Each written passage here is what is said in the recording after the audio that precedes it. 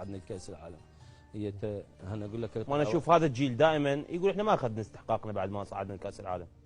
احنا عدا ياخذ من عندنا بيت هيدا تذكر 6000 طونا 150,000 دولار، كل واحد توقع له 6000 دولار اخذها من عندنا.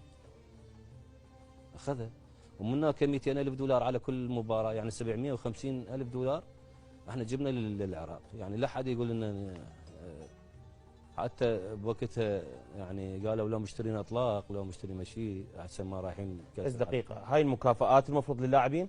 امير فيصل انطانا لنا 150,000 دولار وللمغرب وللجزائر، زين. الدول العربيه اللي صاعده الكاس العالم، كاس العالم هديه زين، تتوزع للاعبين.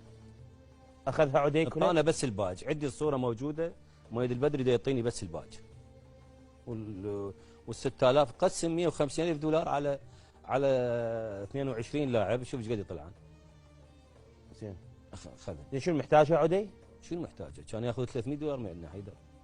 عدي صدق؟ صارت ثلثين بثلث.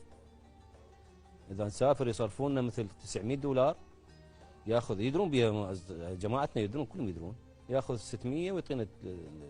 احنا رحنا للبرازيل 40 يوم صرفنا 5500، اخذ ال 5000 وطانا ال 500. 40 يوم بالبرازيل احنا ب 500 دولار. انت من تقول لي هيك انت جاي تسولف لي على عدي، يعني ميزانيه العراق بايديهم بس، يعني ما حد ذاك الوقت يقدر يتجرأ واحد يسالهم وين الميزانيه، مو مثل هسه فيها كتاب وسؤال وجواب. انا عندي كتاب بالبيت من هجموا على بيته بالناظميه، شيء قاعد بالناظميه. عندي كتاب من عنده يطلب من وزير التجاره 1.5 مليون دولار، عندي الكتاب موجود. 1.5 مليون دولار بس اثاث بيته من وزير التجاره، موجود الكتاب عندي. توقيع عدي. مو البيت كان عنده بيت ونسه عيون بغداد، مطعم عيون بغداد، مطعم لا يعني على السده. اي على السده. كان بيت هذا خاص بي. وانت دخلت البيت عدي؟ لا انا ما دخلت. لا جابوا لي كرتونه مال بيض وبيها اوراق اشكال، بيها صوره يعني من كان طفل موجوده.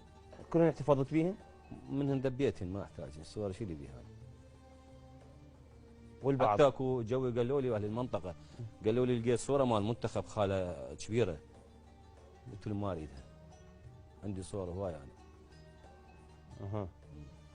ابني مثنى راح جاب، كان جاهل متهسب مالي 90 زيد عمره، يعني بذاك الوقت 11 سنه مو 13 سنه، جاب لي هاي اللي كابسه، مو كابسه يصير بيها زرف، هاي مال ثاقبه، جاب لي هاي اللي يخلون بيها شريط وشريط لاصق.